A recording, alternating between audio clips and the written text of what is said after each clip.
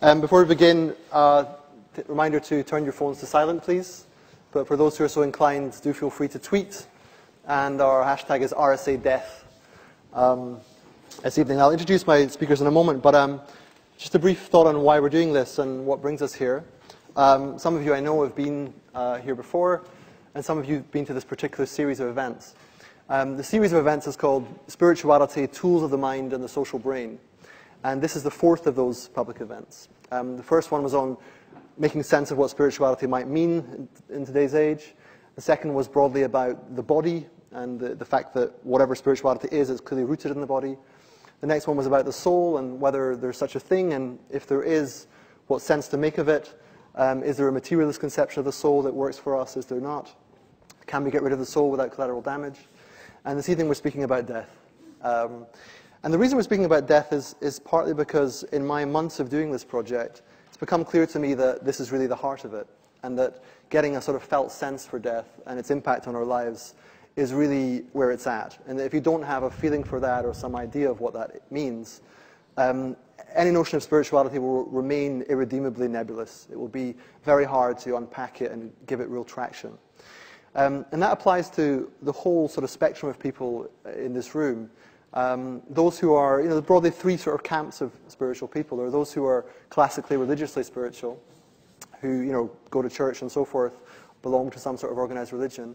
There are those who consider themselves spiritual but not religious, which is a bizarrely demographic category that's now on a census form that people are asked to tick, not really knowing what it means. And those people get attacked from both sides. They get attacked from the real religious people saying, you don't really know what you're doing, and attacked from the sort of scientific, rational side saying, you're really flaky and wishy-washy.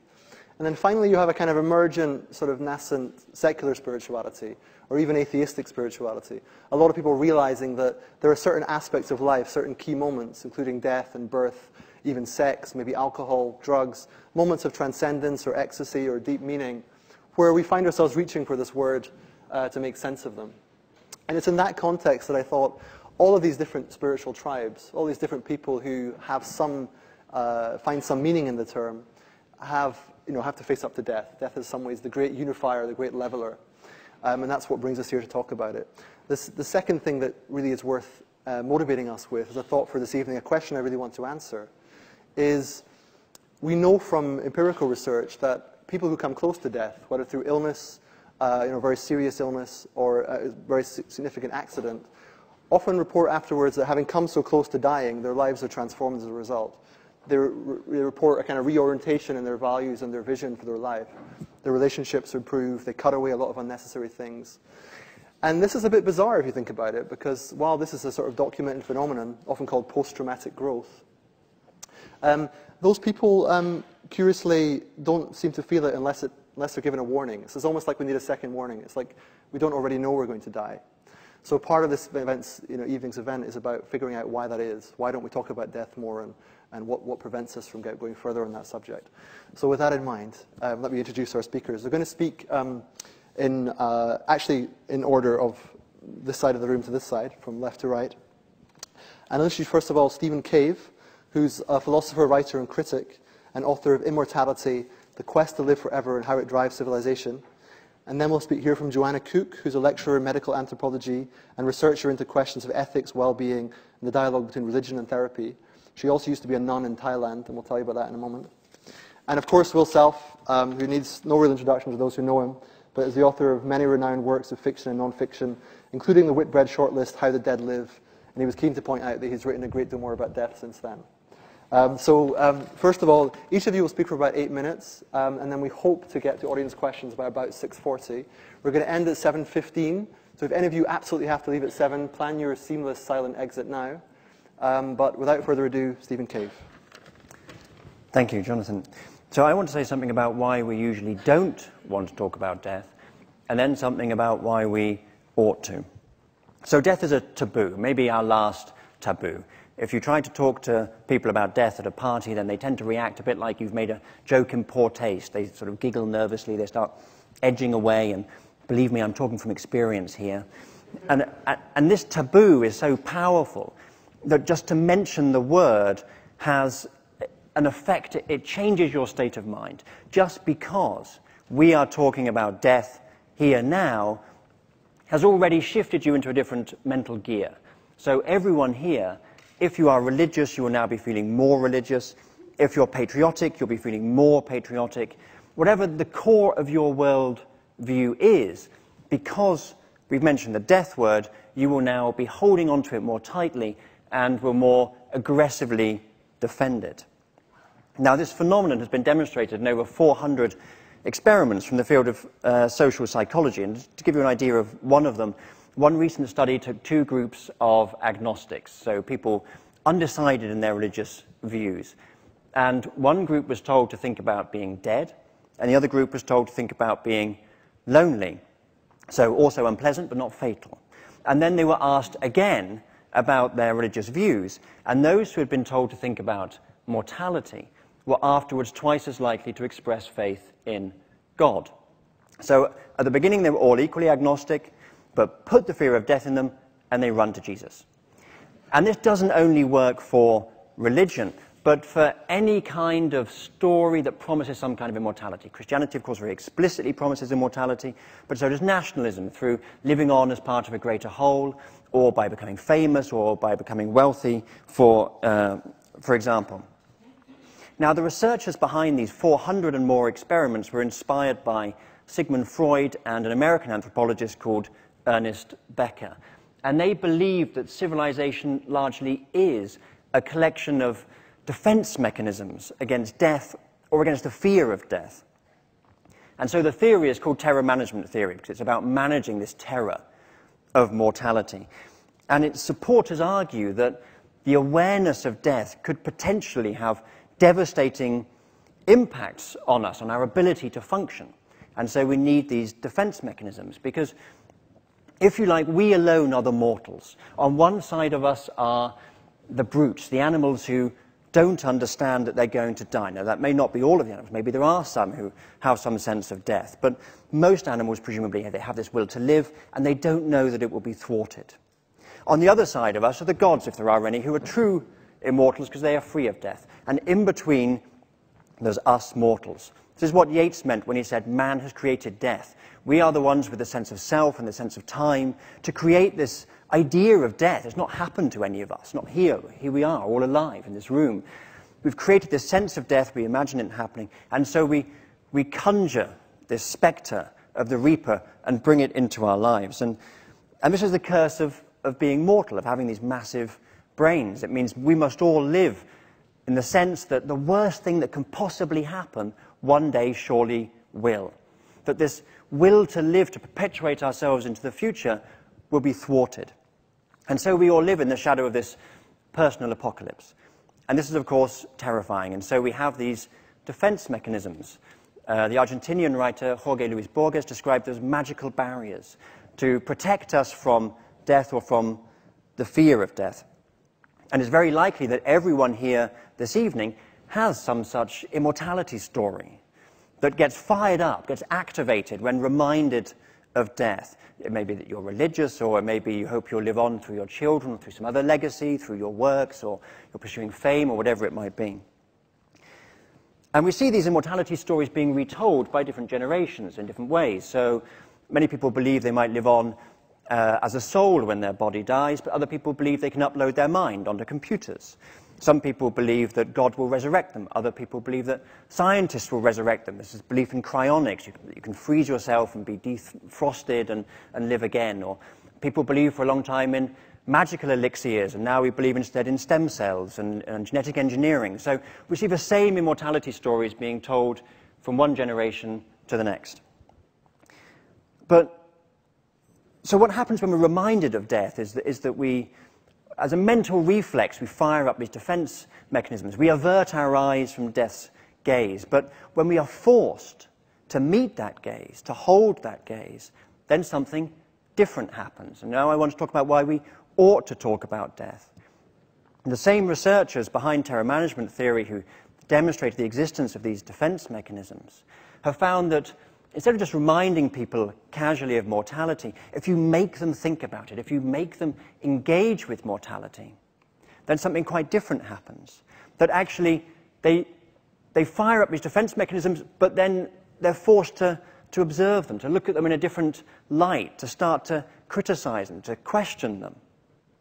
And research has shown that those who are regularly prompted to consider mortality actually start to reject what the psychologists call these extrinsic goals, these socially imposed goals like wealth or fame, and instead to focus on intrinsic goals such as personal development or personal growth, developing meaningful relationships, thinking about what you can do for others, and so on. Now, those who work with the terminally ill don't need psychologists to remind them of this, and Jonathan's already mentioned this. Those people who have a confrontation with death tend to refocus their lives and have a renewed sense of what's important. And the psychiatrist Irvin Yalom, who worked a lot with the terminally ill, has observed how those who are diagnosed with cancer, for example, after a period of denial, have a renewed sense of vitality, of what matters in life, they strip away all of these socially imposed goals and focus instead on loving relationships, a vivid appreciation of life, for example. Now, these are people, the terminally ill, who have been told by someone in a white coat they're going to die. But hey, we're all going to die. They've been told that their time is limited, but for all of us, our time is limited. So the point of talking about death is that we might all, today, every day, have the kind of awakening that most people only have when they're told they're going to die of cancer. And this is, of course, not a realization that contemporary Western psychologists or psychiatrists have just had. Throughout the ancient world, in the Mediterranean civilizations, Sumerian, Babylonian, Roman, Greek, then confronting mortality in this way was what wisdom meant. And we can see this in the Epic of Gilgamesh, for example, and we can see it in the wisdom books of the Bible. And so I'll end just by quoting one of them, Psalms, Psalm 90. Lord, teach us to number our days so that we may get a heart of wisdom.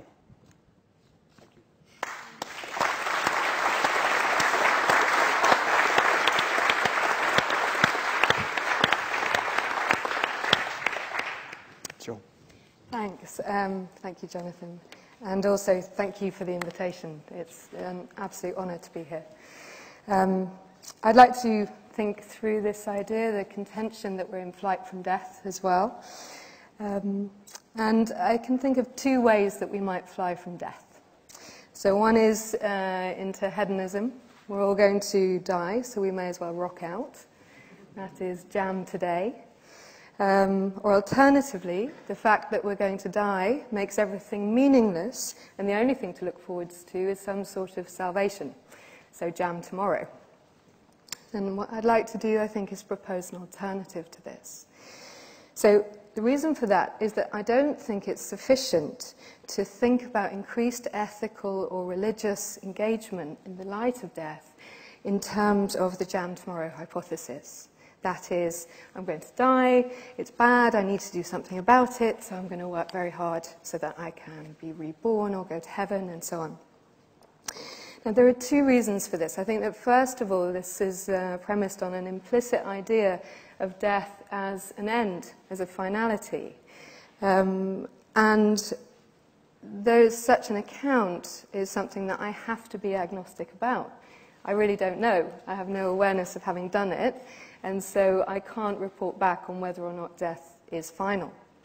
But secondly, and more importantly for what I'd like to talk about today, I don't think that this does justice to the implication of death as a finality, does justice to the ways in which people live in the light of death as a lived reality. So an understanding of death, not in an abstract, but in a particular, so in my death, that is, becomes constitutive of who one is and what one thinks one is doing in this life. And to give you an example of that, my earlier research was in a Buddhist monastery in northern Thailand, where I ordained as a nun for a long time and meditated a lot.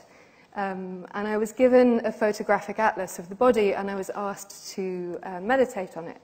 So the idea here is that one sits with the images of dissected corpses and then imaginatively extends one's understanding of the photos into one's understanding of one's own person.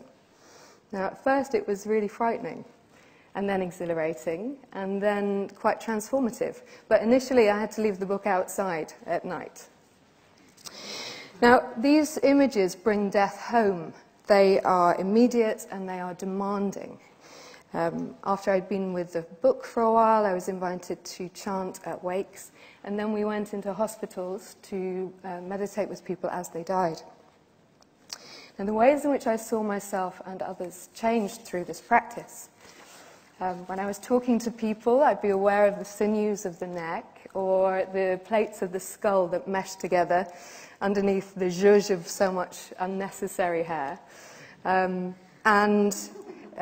my own sitting, I was aware of my skeletal structure or the muscles or sinews and so on that make up the body, but not just the body, my body, as in me. And these graphic images of death are used by Buddhist meditators to develop insight into the tenets of impermanence, suffering, and non-self that are at the heart of Theravada Buddhism. So there's no cheating death here. The meditator learns to stare down the vertiginous fact of her own mortality, unflinchingly and intentionally. And it's in so doing that religious principles move from propositional beliefs into experiential reality. And this is a distinction that, between place and ground that Jonathan mentioned in an earlier address to this audience. So rather than death being a problem that needs to be solved, which of course it is in, the utopian promise of regenerative medicine or Disney freezing his head, which does make him Disney on Ice, which is fabulous. The acceptance of the futility of trying to cheat death might be a very sensible reason for a re-engaged or a renewed engagement with life on its own terms and for its own sake. So if none of us are getting off alive, how are we going to spend the ride? And I think this trope is very readily available in English and American accounts of people experiencing their own mortality and then experiencing an enhanced appreciation of life. So, for example, Steve Jobs, in his Stanford address in 2005, spoke to his fresh-faced and ambition-rich graduates and told them that he'd received a diagnosis of pancreatic cancer. He sermonized that remembering that you're going to die is the best way I know to avoid the trap of thinking you have something to lose. You are already naked. There is no reason not to follow your heart. So, for me, what's important here is that living more fully in the face of death appears as a direct experience that's felt and seen. It's not a rationalization or a second-order interpretation. It becomes constitutive of who one is. Now, of course, living in the present is something that can be cultivated by most people without the need of the diagnosis or the near miss. And it's learning to be more present that's the focus of the current medical, media, and political attention on mindfulness.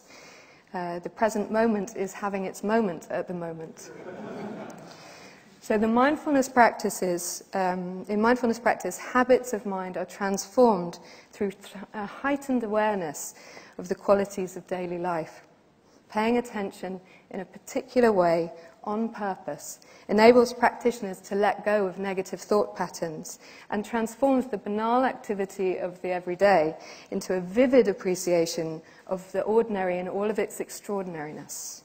Now here the practitioner isn't trying to realize non-self. It's almost the opposite. If anything, she's trying to become who she really is. But I think this serves to illustrate, again, that who we are and what we think human flourishing is will always be figured in relation to broader social and cosmological context. So when we ask about the ontological meaning of death, the response will always be tied up with the meaning of life. And while the answers to such questions are not preordained, they are always of anthropological interest.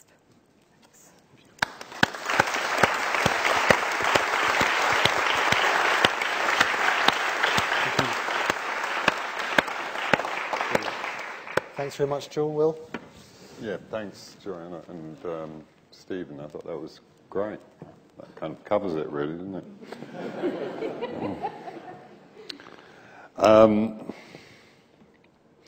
Yes, I think that it was Prince Gautama was asked, what is the strangest thing about the world? And he said that anybody may die at any moment, but everybody behaves as if they'll live forever. I can't remember the exact quote. So that... And then there was a good headline in The Onion, the American satirical newspaper, that said, world death rate holds steady at 100%.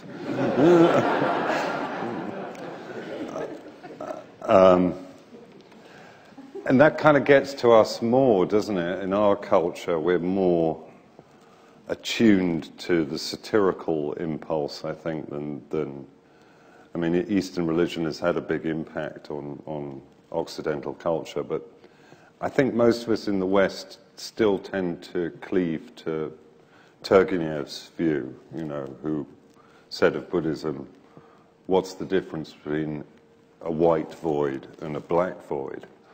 And I think a lot of us in the West have this sense about... I thought it was very interesting what Joe said about mindfulness and turning mindfulness around in that way. But I think we're mistaken if we think that we're so secular that we have escaped the profound influence of Judeo-Christian thinking on the way we engage with death. And I've been rereading the Brothers Karamazov, and the scene quite early in the novel where the brothers, or some of the brothers, gather in the elders' cell at the monastery, and Dmitri Karamazov says basically that if you don't believe in the immortality of the soul, then all bets are off, all morality is over. You should just do what the hell you like. And what you were saying about, you know, what do we do when we think, is it jam today or jam tomorrow? But I think that actually that distinction between jam today, i.e. hedonism, which is what Dmitri Karamazov